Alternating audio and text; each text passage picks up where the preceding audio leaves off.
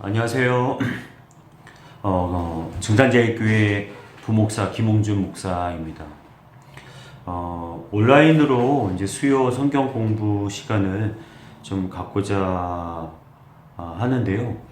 제가 이번에 온라인 성경 공부를 준비를 했는데 출애굽기를 이어서 그동안 했던 그 출애굽기를 이어서 좀 하고자 합니다.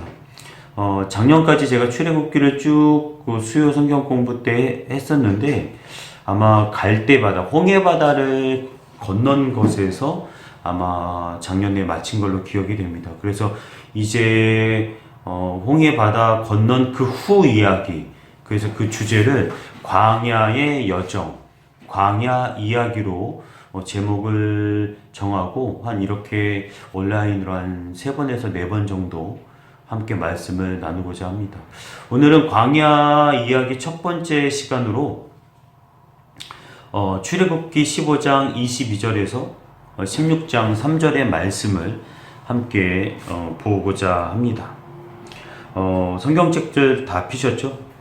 제 영상만 보고서 그냥 듣고만 계시면은 성경 공부에 의미가 없죠.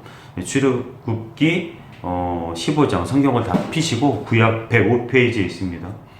15장 22절에서 16장 3절 말씀을 한번 이렇게 눈으로 보면서 같이 말씀을 나누고자 합니다. 갈대바다 그 홍해를 지나서 이스라엘 백성들이 수르라는 이름의 그 빈들에 도착을 합니다. 그게 이제 본문에 나와 있습니다. 그런데 갈대바다에서 큰 고비를 넘긴 이들에게 또다시 어려움이 찾아오게 됩니다. 그 어려움은 무엇이죠? 대답을 한번 해보시죠. 무엇이죠? 마실 물이 없었다라는 거예요. 그리하여 그들은 심지어 그곳을 마라라고 이름을 붙이기까지 했습니다. 이 마라라는 이 단어의 히브리 말의 뜻은 쓴 것을 뜻합니다. 우리 요즘에 그 매운 것들 좋아하시는 분들 있잖아요. 그 마라탕이라고 그러는데 매운 것이 너무 맵다 보면 막 쓴맛까지 나지 않습니까? 아무튼 이 히브리 말로도 이 마라라는 뜻은 이 쓴맛, 쓴 것이라는 의미가 있습니다. 마실 물을 찾지 못한 이스라엘 백성들은 그들을 이끌고 가던 이 모세를 원망하기 시작합니다. 24절 말씀입니다. 한번 24절 말씀 함께 읽겠습니다. 백성이 모세에게 원망하여 이르되 우리가 무엇을 마실까 하매. 다시 말해서 모세야 우리가 마실 물이 없지 않느냐? 우리가 무엇을 마실 수 있느냐? 이렇게 이야기를 모세에게 했다라는 것입니다. 모세에게 이스라엘 백성들이 원망하자 모세는 이 사정을 하나님께 이야기를 합니다. 그랬더니 하나님께서 주변에 있는 나뭇가지를 하나 가르쳐 주시고 그것을 물에 던지라고 명령하십니다. 모세가 하나님의 말씀대로 그 나뭇가지를 물에 던지니 물의 쓴맛이 없어집니다.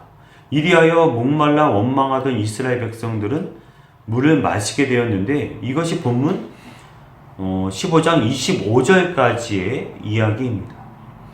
이어서 여호와께서는 거기서 모세에게 법도와 규칙을 정해주시고 이스라엘을 시험하시면서 이스라엘 사람들에게 다음과 같이 말씀하십니다. 25절, 26절의 말씀 우리 한번 같이 읽겠습니다. 모세가 여호와께 부르짖었더니 여호와께서 그에게 한 나무를 가리키시니 그가 물에 던지니 물이 달게 되었더라. 거기서 여호와께서 그들을 위하여 법도와 율례를 정하시고 그들을 시험하실세 이르시되 너희가 너희 하나님 나 여호와의 말씀을 들어 순종하고 내가 보기에 의를 행하며 내 계명에 귀를 기울이며 내 모든 규례를 지키면 내가 애굽 사람에게 내린 모든 질병 중 하나도 너희에게 내리지 아니하리니 나는 너희를 치료하는 여호와임이라. 다 읽으셨죠? 그리고 15장 마지막 절인 27절에서 우리는 물과 나무가 일린 엘림이라는 곳에서 진을 치고 쉬고 있는 이스라엘 백성을 볼 수가 있습니다. 거기에는 샘도 12이나 있고 종려나무도 70그루나 있었다고 합니다. 뭐 쉬기 굉장히 좋은 곳이었다는 거죠. 엘림에서 조금 쉰 이스라엘 백성들은 다시 발걸음을 재촉하여 나아가 16장에서 신광야에 도착을 하게 됩니다. 그때가 이스라엘이 애굽에서 나온 다음 둘째 달 보름 정도가 되는 날이라고 본문 16장 1절은 이야기를 합니다. 그러니까 길을 나선 지가 70일이 넘었다라는 것입니다. 이렇게 오랜 나그네의 길에 지친 이스라엘 백성은 다시 모세와 아론을 또다시 원망하기 시작합니다. 16장 2절 3절 말씀입니다. 제가 읽어드릴게요.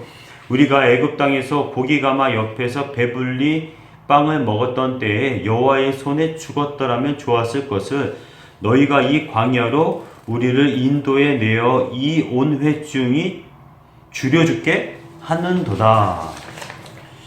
여기서 이스라엘 백성들이 애굽 땅에서 고기가마 옆에서 배불리 빵을 먹었던 때라고 이야기를 하는 것은 애굽의 마지막 재앙이 내리던 그 밤에 가리키는 것으로 이해하는 것이 좋습니다. 그러니까 왜냐하면 애굽에서 종살이하던 이스라엘 백성들이 무슨 고기를 먹을 수가 있겠어요.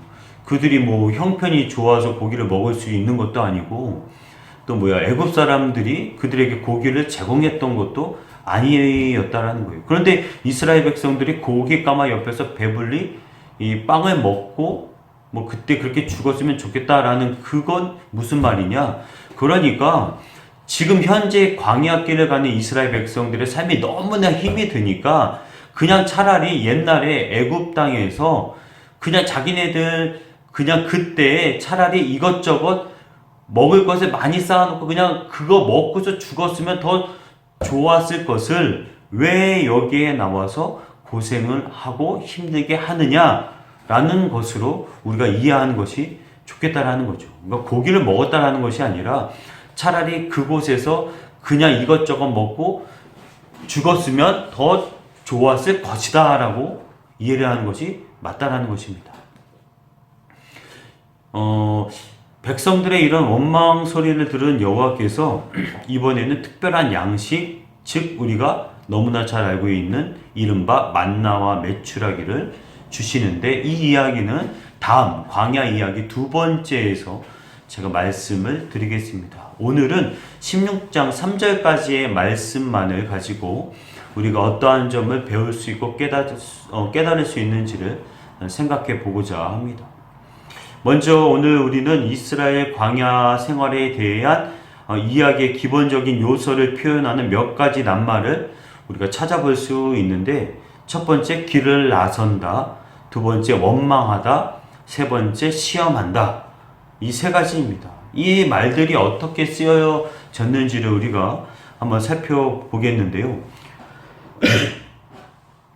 먼저 약속의 땅 가나안으로 가는 이스라엘 백성들이 군데군데에서 쉰 다음에 다시 길을 나서게 된 사실의 뜻을 한번 보려 합니다. 본문 15장 22절에 모세가 홍해에서 이스라엘을 인도함에 그들이 나와서라고 표현이 되어 있습니다.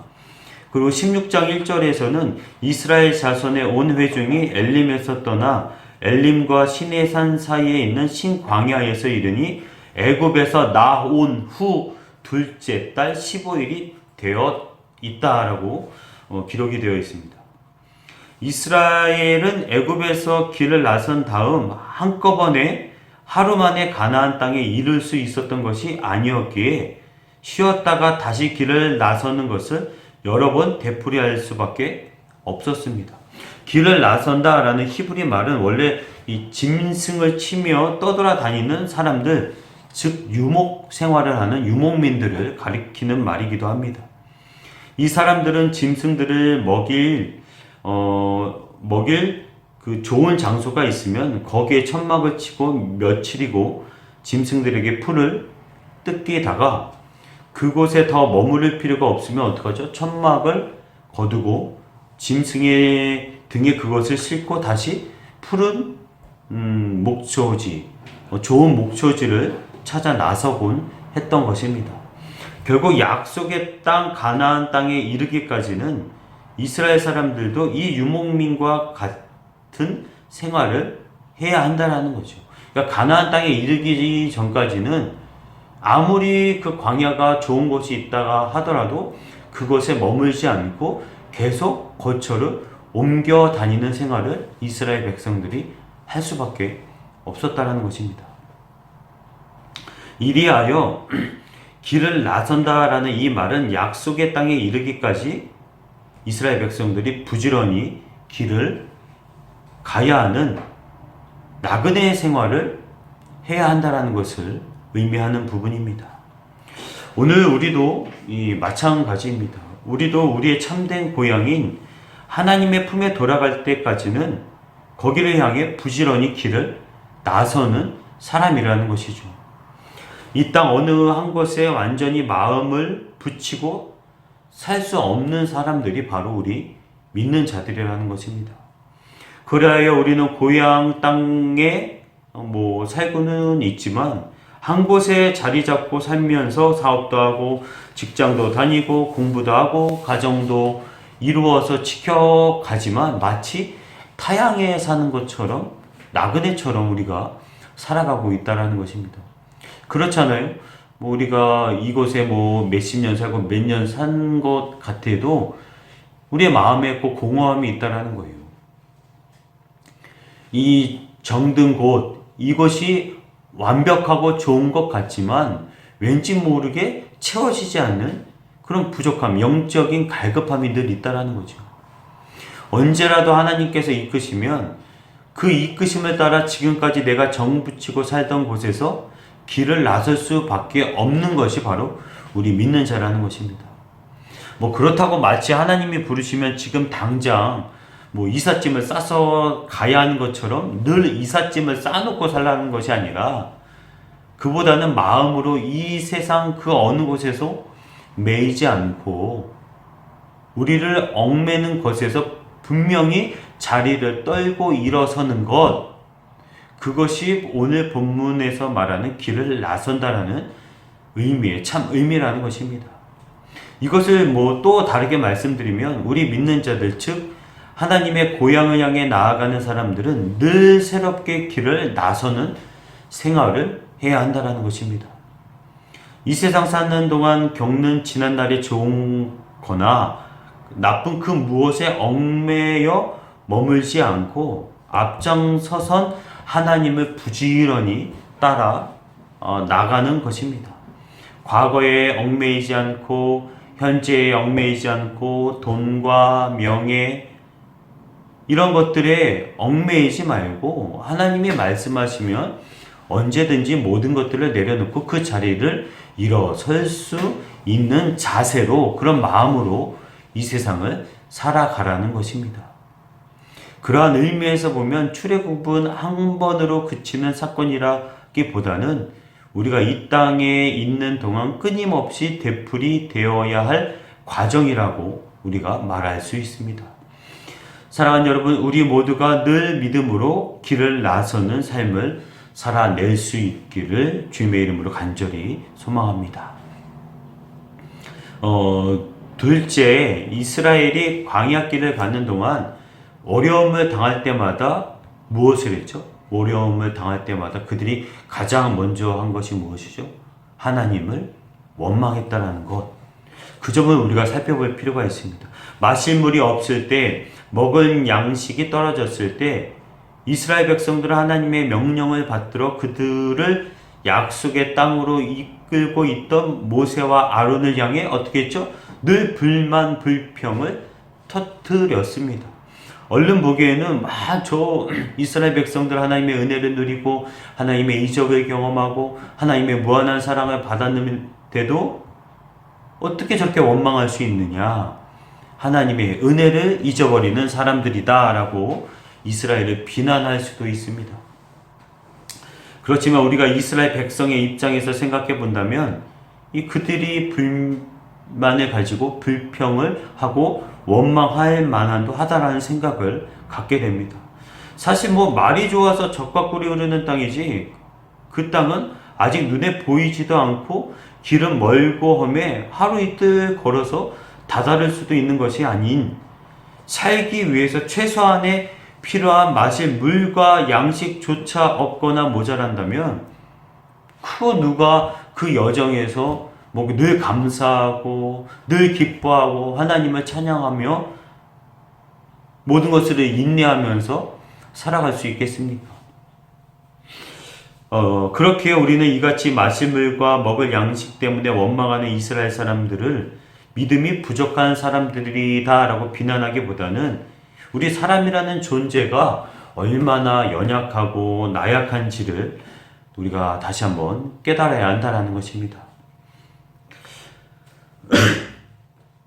하나님께서 직접 앞장서서 가시면서 이런저런 놀라운 일들을 하시면서 그들을 지키시고 이끌어 주셔도 우선 마실 물이 없고 먹을 양식이 모자라면 원망스럽고 불만스러운 마음이 일어나는 것이 사람의 자연스러운 모습일지도 모르겠습니다. 그렇잖아요. 뭐 10가지 이적, 홍해를 가르고 이스라엘을 추격하는 애굽 백성들을 다 없애는 것도 좋은데 기본적인 먹을 물과 양식이 없으면, 그러니까 기본적인 의식주가 채워지지 않으면 사람은 누구나 원망할 수 있다라는 거예요. 아무리 눈앞에 큰 것들이 있다고 해도 실질적으로 내가 나의 삶 가운데 도움이 될 만한 것들이 없으면 우리 인간은 불만 불평을 할 수밖에 없다라는 것입니다. 신약 성경에 나오는 말씀처럼 모든 일에 감사하고 참을 수 있으면 뭐 더할 나위 없이 좋겠죠. 모든 사람이 하지만 그러하지도 못할 뿐더러 또한 사람이 늘 그렇게 모든 것에 감사하고 모든 것을 다 기쁘게 다 받아들이기에는 무리가 있으면 우리가 부인할 수밖에 없습니다. 저도 원만 불평 많은 거 여러분들이 잘 아시잖아요. 우리 이 영상을 보시는 우리 믿음의 우리 증산제일교회 가족 여러분들은 믿음이 훌륭하셔서 물이 없고 밥이 없고 그래도 다 기뻐하면서 소망을 가지고 사시겠지만 저는 그렇지 않다라는 거예요. 저는 이스라엘 백성만도 못한 그런 사람이라는 거죠. 그렇게 우리는 오늘 이 말씀, 이 원망하는 이스라엘 백성들을 보면서 위로를 받을 수가 있습니다. 무슨 말씀이냐면 믿음을 가지고 산다고 해서 모든 것이 다 기쁨으로 받아들일 수는 없다라는 거죠. 힘들 수도 있고요. 믿음이 있어도 괴로울 수도 있고요. 고통스러울 수도 있기 때문에 우리가 어떻게 해야 되죠? 그러할 때 오히려 솔직하게 하나님께 하나님 나 이렇게 원망스럽습니다. 하나님 나 이렇게 고통스럽습니다. 하나님 저 이렇게 너무나 괴롭습니다. 라고 말을 하면서 기도하라는 것입니다. 어려울 때도 그냥 괜찮다. 고통스러운데도 괜찮다. 이런 것을 하나님이 좋아하시는 것이 아니라 고통스러우면은 차라리 이스라엘 백성들처럼 원망하고 불만 불평 해도 된다라는 거예요. 그런데 이스라엘 백성과 같이 원망에서 그치는 것이 아니라 불만 불평에서 그치는 것이 아니라 더 나아가서 어떻게 해야 된다고요? 모세와 같이 그럼에도 불구하고 하나님께 기도할 수 있는 모습을 가지라는 거예요. 아무튼 이렇게 원망하는 이스라엘 백성들, 그 백성들에게 우리 하나님께서 어떻게 하셨습니까? 야단을 치시고 꾸짖은 것이 아니라 어떻게 했죠? 그들이 바라고 원하는 것들을 주시지 않았습니까? 물을 주시고 만나를 주시고 메추라기를 주셨다라는 거예요. 쓴물이 단물이 되게 하셨다라는 거예요. 사랑하는 여러분, 하나님은 우리의 원망과 불만, 불평까지도 다 살펴주시는 분이라는 것입니다. 그렇게 우리가 그 하나님께 더욱더 감사하면서 그 하나님께 기도하는 삶을 살아내야 할 것입니다. 어려움이 있으면 이스라엘 백성들처럼 어렵다고 이야기를 하시고, 또 어려움, 불만, 불평 거기서 그치는 것이 아니라 모세와 같이 기도함으로 나아감을 통해서 하나님의 놀라운 사랑과 이적을 더 충만히 누리는 삶을 우리가 살아내야 된다는 것이죠. 세 번째로 우리가 마지막으로 살펴봐야 될 부분은 시험한다라는 부분입니다. 우리가 잘 아는 것처럼 하나님께서는 어려움을 통해서 우리를 시험하십니다. 어려울 때도 우리가 하나님을 의지하고 하나님의 뜻을 따라 살려고 하는 마음과 몸부림이 우리에게 있는지를 알아보시기 위해서 하나님은 어려움을 통해서 우리를 시험하신다라는 거죠. 결국 우리가 겪는 모든 어려움들은 지금까지 우리가 믿어왔던 것이 얼마나 바른 것이었는지를 드러내주는 부분인 것입니다. 우리의 믿음이 어떠한가를 평가하는 것이 바로 어려움이 올 때라는 것이죠. 어려움이 올 때 이스라엘 백성들처럼 무조건 불만을 가지고 여러분은 그 상황을 바라보고 계십니까? 아니면 모세와 같이 어려움 속에서도 하나님의 능력을 믿고 기도함으로 그 상황을 이겨 나가십니까? 그것에 따라 우리의 믿음이 이스라엘 백성의 믿음인지 모세의 믿음인지 평가된다라는 것입니다. 사랑하는 여러분, 오늘 우리는 출애굽기 15장 22절에서 16장 3절까지의 말씀을 함께 나눴습니다. 다시 정리를 해보면, 첫째로 우리는 이 세상에 살아가는 때 얽매이는 삶을 살아가는 것이 아니라 하늘의 소망을 품고 이 세상보다는 하나님을 위해서 살아가는 백성이 되어야 한다는 것. 두 번째, 우리가 믿음의 사람들이지만 결국 우리 또한 어려움 가운데 불만을 가지고 연약함을 드러내는 사람이라는 것입니다. 하지만 그럼에도 우리 하나님께서는 우리를 돌보시고 우리의 불만과 원망까지도 다 품어주시는 사랑 많으신 하나님이라는 거죠. 마지막 세 번째, 우리의 믿음의 정도는 어려움 가운데 나타난다는 것입니다. 어려움 가운데 모든 것을 불만으로 받아들인다면 우리는 결국 이스라엘 백성과 같은 믿음의 사람들이 되는 것이고, 어려움 속에서도 불만도 할 수 있고 원망도 할 수 있지만 그럼에도 불구하고 하나님을 믿고 하나님께 기도하며 하나님의 말씀 가운데 살아가기를 노력하는 백성이라면 우리는 모세의 믿음을 가진 사람이라는 것입니다. 오늘 주신 말씀들 잘 기억하면서 다시 오늘 말씀 15장 22절부터의 말씀을 다시 한번 읽어보면서 다시 한번 하나님의 위로와 평안 또 깨달음을 얻을 수 있는 그런 시간이 되었으면 좋겠습니다. 다음 시간에는 광야 이야기 두 번째 말씀으로 찾아뵙겠습니다.